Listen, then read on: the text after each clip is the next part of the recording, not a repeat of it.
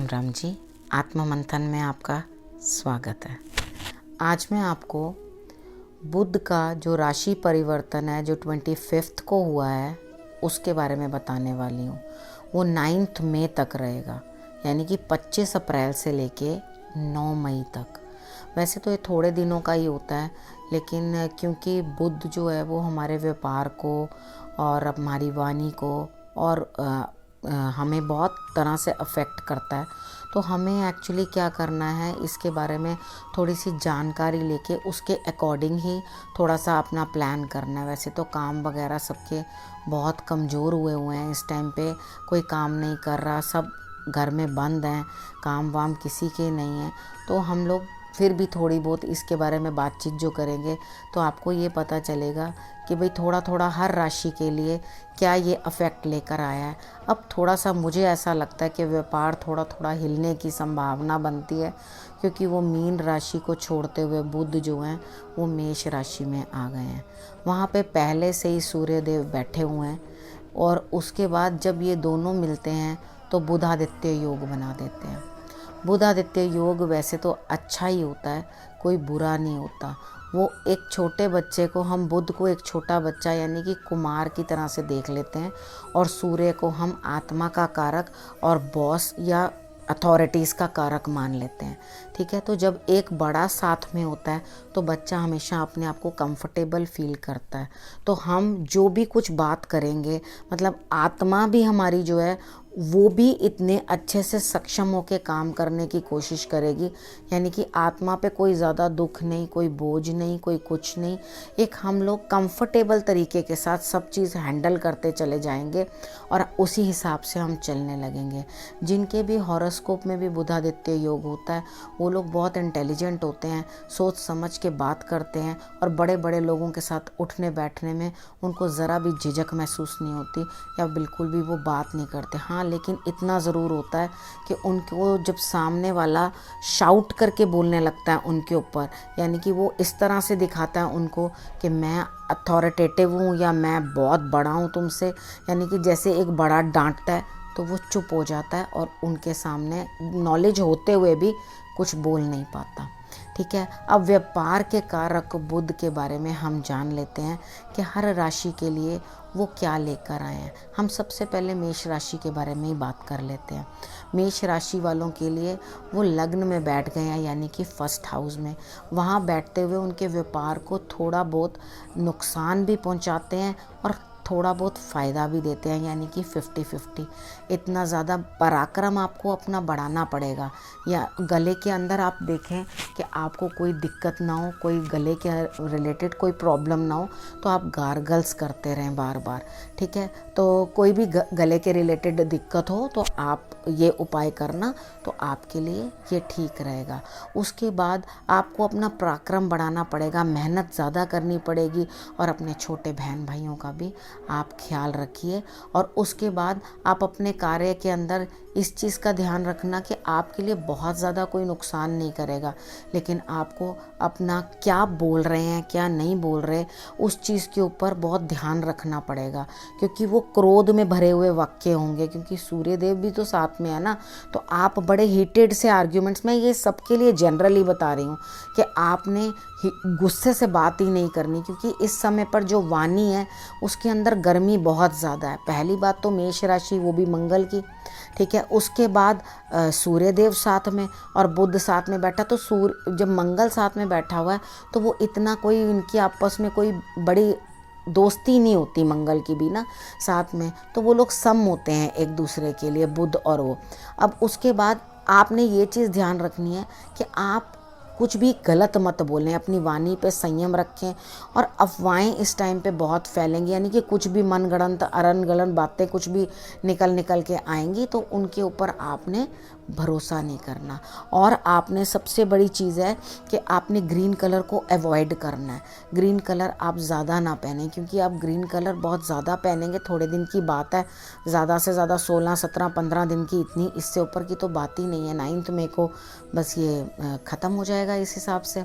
तो उसके बाद आपने जो भी लोग बुध से पीड़ित हैं, अपने हॉरोस्कोप के अंदर देखना किस हिसाब से आपके बुध बैठे हुए हैं, अच्छे या बुरे, तो उसका भी थोड़ा थोड़ा बीच में समन्वय लेकर आप साथ में चलना, यानी कि उसका भी कॉम्बिनेशन वहाँ से अपने हॉरोस्कोप से भी आपने ज़रूर उठाना है। जिन लोगों का भी बुध थोड़ा कमज़ोर होता है उनको अंडे नहीं खाने चाहिए और नॉनवेज नहीं खाना चाहिए, यानी कि एग्स, ठीक है, वो सब नहीं खाना चाहिए। तो आप जितना उसको अवॉइड करोगे वो आपके लिए उतना ही बेटर रहेगा। अब हम वृषभ राशि के बारे में बात कर लेते हैं।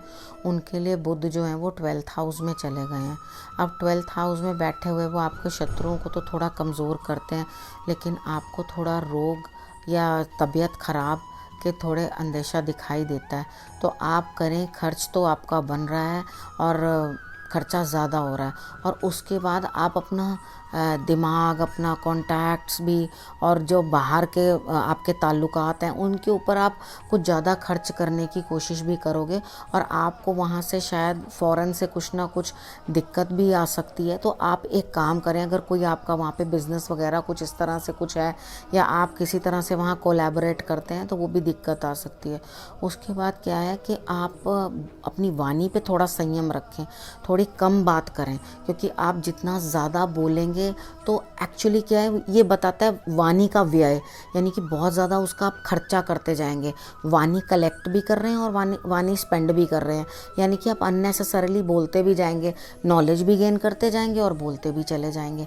तो आपने सबसे पहले करना क्या है कि आपको इतनी बात नहीं करनी, और कोई भी जो दान आपने करना है वो आप कोशिश करें तो ग्रीन कलर की चीज़ें दान कर दें, यानी कि ग्रीन कपड़ा हो गया। और इस समय पर कई लोग इस तरह के हैं जिन लोगों को वाकई कुछ खाने पीने के अंदर दिक्कत है या सामान उनके पास पूरी तरह से नहीं है, क्योंकि लोगों के पास इस समय काम नहीं है तो उनके पास धन का भी अभाव है। अगर आप समर्थ हैं और आप किसी की मदद कर सकते हैं तो आप हरे मूंग की दाल का दान आप कर सकते हैं, आप उनको दे सकते हैं इस्तेमाल करने के लिए, ठीक है, वो ये आपके लिए बहुत बेटर रहेगा। बाकी आप अपनी हेल्थ का बहुत अच्छे से ध्यान रखें।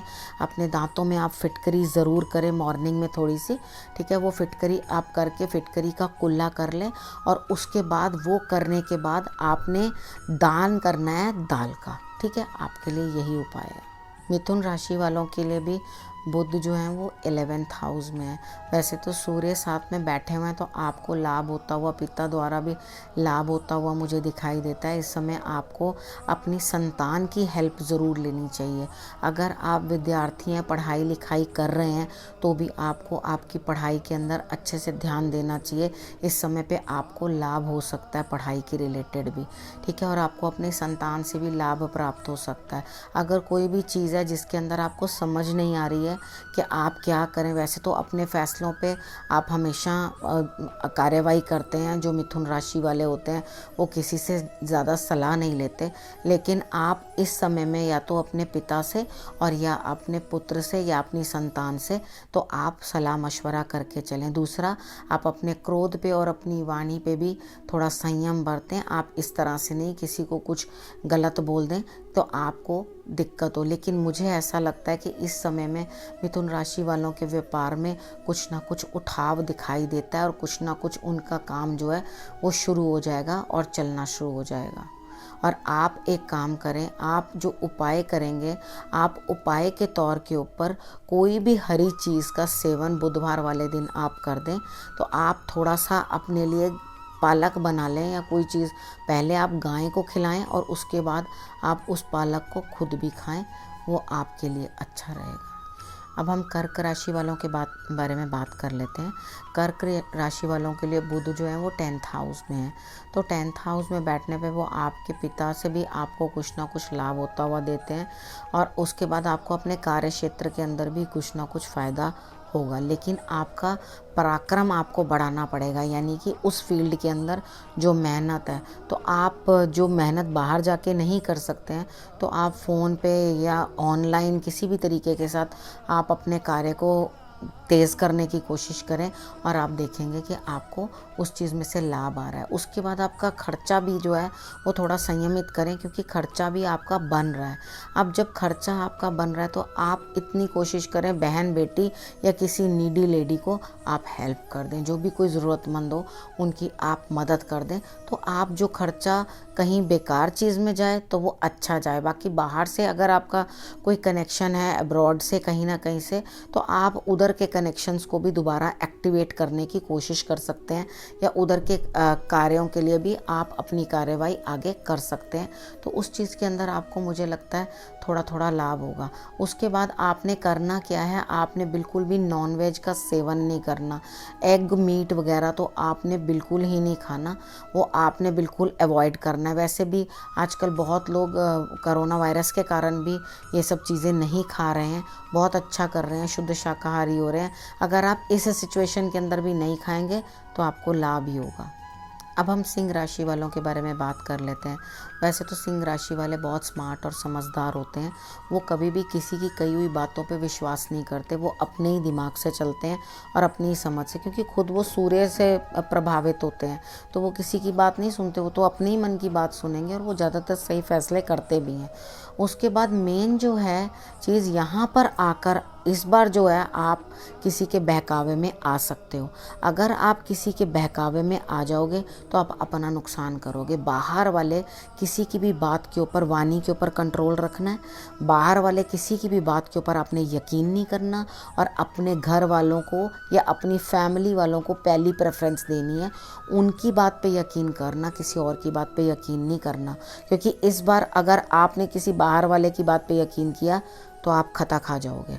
ठीक है, तो आपके लिए, मेरे लिए ये उपाय है कि आप या तो गाय को कुछ ना कुछ खिलाओ हरी चीज़। अगर आप नहीं खिला सकते कि आजकल निकल नहीं पा रहे हैं, तो आप एक काम करें, सूर्य को जल चढ़ाते समय आप दूरबा थोड़ी सी लेकर आप जल के अंदर दूरबा डिप करके दूरबा से आप जो है जल डालें, और उसके बाद वो दूरबा आप कहीं प्लांट के अंदर ही रख दें, कोई प्रॉब्लम नहीं है। बस आप ये उपाय कर लें, लेकिन अपनी वाणी पे भी पूरा नियंत्रण करके रखें।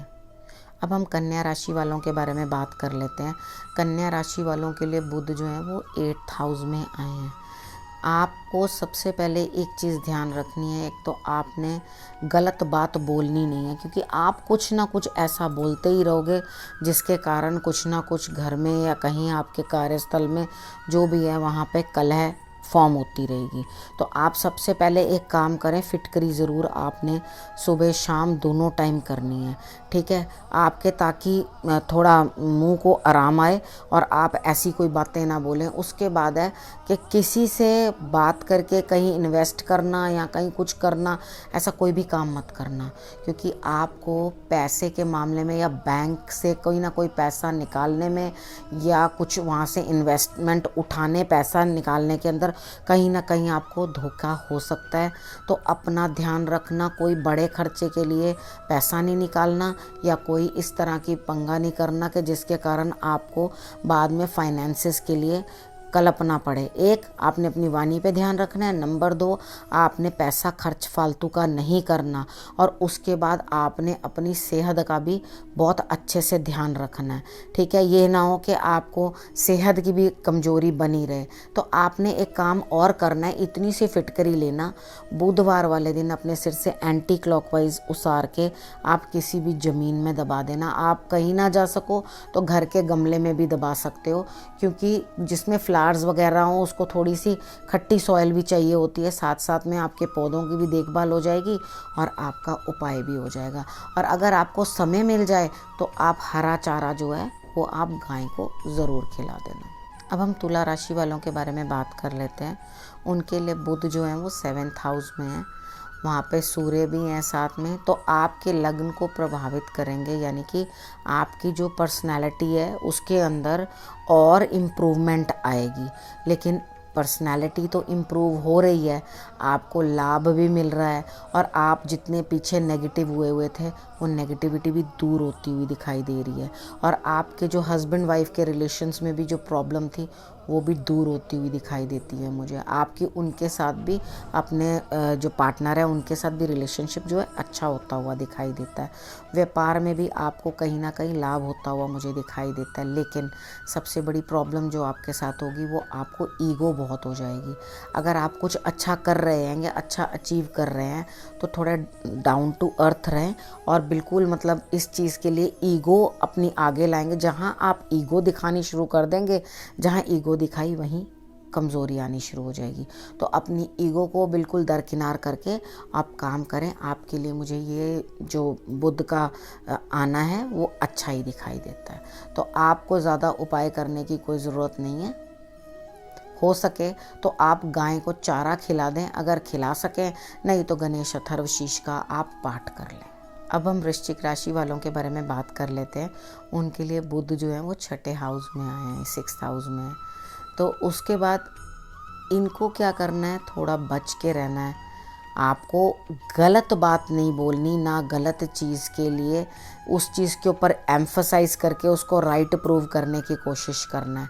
क्योंकि आप ऐसा ही करेंगे कि कोई गलत बात उठाएंगे और उसको राइट प्रूव करने में लग जाएंगे, तो आप किसी ना किसी पचड़े में फंस जाएंगे या किसी ना किसी कोर्ट केस में या कानूनी प्रॉब्लम के अंदर फंसने के आपके चांसेस हैं। तो कोशिश करना कि आप कम ही बात करें, शत्रुओं से अपने बच कर रहें और उनके साथ ज़्यादा बातचीत करने की कोशिश ना करें। अपनी वाणी को संयमित रखें, हिसाब के साथ बात करें, तरीके के साथ बात करें जिसके अंदर ना तो आप मर्यादा लांघें ना सामने वाला आपके साथ उतनी बात करे। आपने करना क्या है, आपने फिटकरी लेकर अपने सिर से एंटी क्लॉकवाइज उसार कर ज़मीन में दबा देनी है।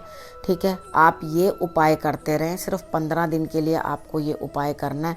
सिर्फ 15 दिन की बात है। किसी भी गलत चीज़ को प्रमोट ना करें, नहीं तो आपको लेने के देने पड़ जाएंगे। अब हम धनु राशि के बारे में बात कर लेते हैं। धनु राशि के लिए बुध जो है वो 5th हाउस में है। जो पढ़ने वाले स्टूडेंट्स हैं वो बहुत अच्छी अच्छी नई चीज़ें सीख पाएंगे, पढ़ाई में ध्यान लगा पाएंगे। और बाकी जो लोग पढ़ नहीं रहे हैं उनका कहीं ना कहीं किसी से बातचीत है, अफेयर है, तो वहाँ पर भी आप संबंध है तो उधर भी आपका रिलेशनशिप जो है अच्छा रहेगा। उसके बाद अगर दाम्पत्य है तो दाम्पत्य के अंदर या पार्टनरशिप के अंदर थोड़ी सी मुझे परेशानी दिखाई देती है। आप दाम्पत्य में अपने जीवन साथी का ध्यान रखें और अपने पिताजी का भी ध्यान रखें और इनसे सलाह मशवरा करके आप चलें। उसके बाद आपको लाभ होता हुआ दिखाई देता है। आप इंटरनेट के थ्रू कोई भी काम करते हैं या कार्य कर रहे हैं तो वो आपको उसके अंदर भी प्रोग्रेस मिलने के चांसेस दिखाई देते हैं। तो आप उपाय के तौर पे बुध के लिए आप छोटी छोटी बच्चियों को या छोटे छोटे बच्चों को खट्टी मीठी टॉफ़ियाँ आप उनको खाने के लिए दे दें। आपके लिए यही बहुत बेहतर उपाय रहेगा। या फिर आप गणेश जी की आराधना कर लें। अब हम मकर राशि वालों के बारे में बात कर लेते हैं। उनके लिए बुध जो है वो 4th हाउस में आए हैं।